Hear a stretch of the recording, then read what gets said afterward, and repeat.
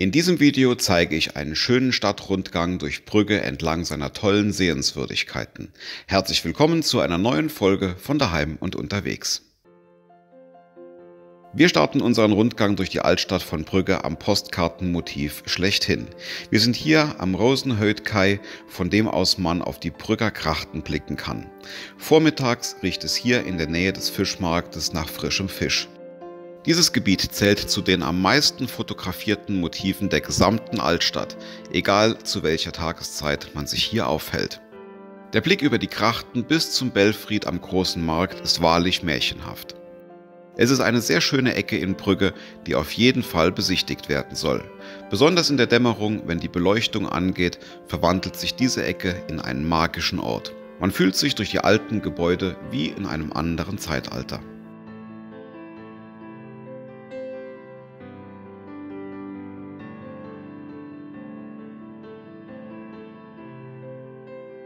Nur wenige 100 Meter weiter gelangt man zum Marktplatz von Brügge, dem Grote Markt. Hier kann man definitiv etwas länger verweilen und in Ruhe die Atmosphäre dieses ovalen Platzes in sich aufnehmen.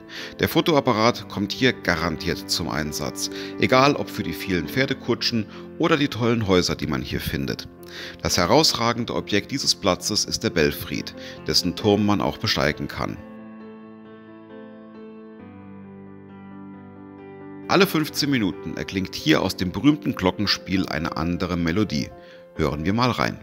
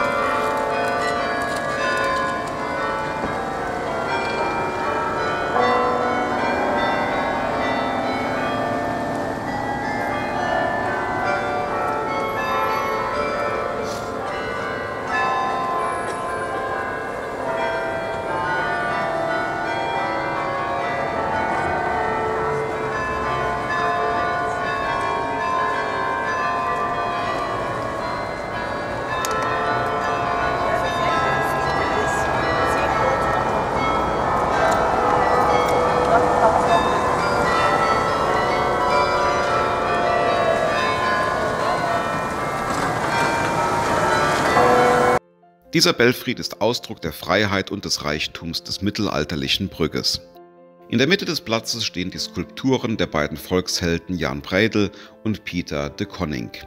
Sie wurden im 14. Jahrhundert im Kampf gegen die Unterdrückung durch die Franzosen berühmt. Wer etwas abseits des Marktplatzes etwas Ruhe finden möchte, der wird hier am Denkmal von Simon Stevin viele Sitzmöglichkeiten und einen schönen Platz am Rande der Fußgängerzone vorfinden. Simon Stevin war ein flämischer Mathematiker und Ingenieur. Berühmt wurde er, weil er viele mathematische Begriffe in die niederländische Sprache übersetzte und bereits im 16. Jahrhundert ein rein dezimales Maßsystem vorschlug.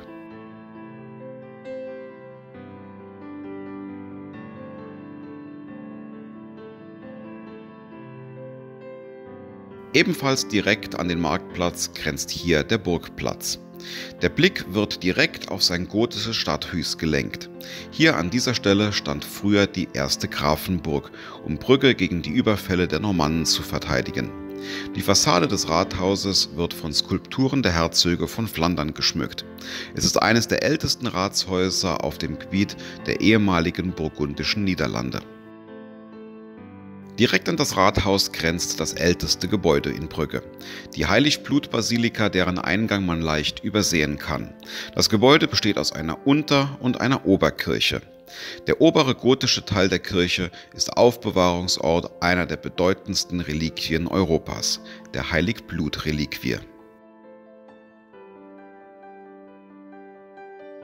Graf Dietrich von Elsass soll diese Reliquie, ein Tuch mit dem Blut von Jesus, 1150 von einem Kreuzzug nach Jerusalem mitgebracht haben. Die Ampulle mit dem Blut Christi wird in einem silbernen Reliquienschrein aufbewahrt. Es ist selbstverständlich nicht erlaubt, sie zu fotografieren. Diese Reliquie wird seit dem 13. Jahrhundert immer zu Christi Himmelfahrt während der Heiligblut-Prozession durch die Stadt getragen.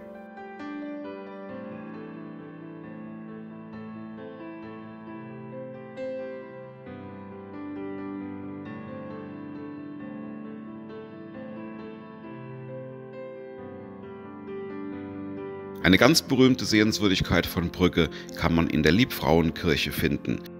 Wer diese Kirche direkt an den Krachten, die eingangs zu sehen waren, aufsucht, den erwartet dort die Brügger Madonna, eine Skulptur des berühmten Renaissance-Künstlers Michelangelo. Die Darstellung zeigt Maria mit dem stehenden Jesusknaben. Beide haben niedergeschlagene Augenlider. Diese Introvertiertheit soll das Bewusstsein der zukünftigen Ereignisse ausdrücken. Wer im Vatikan die Pietà kennt, der wird das gleiche Gesicht Marias auch bei der Brügger Madonna wiedererkennen. Wenn du dich für weitere Sehenswürdigkeiten aus Belgien interessierst, dann findest du in der beigefügten Playlist bestimmt ein weiteres Video für dich. Und wenn du Videos vor allen anderen sehen willst, dann werde Kanalmitglied. Bis hierhin sage ich vielen Dank fürs Zuschauen und bis zum nächsten Mal.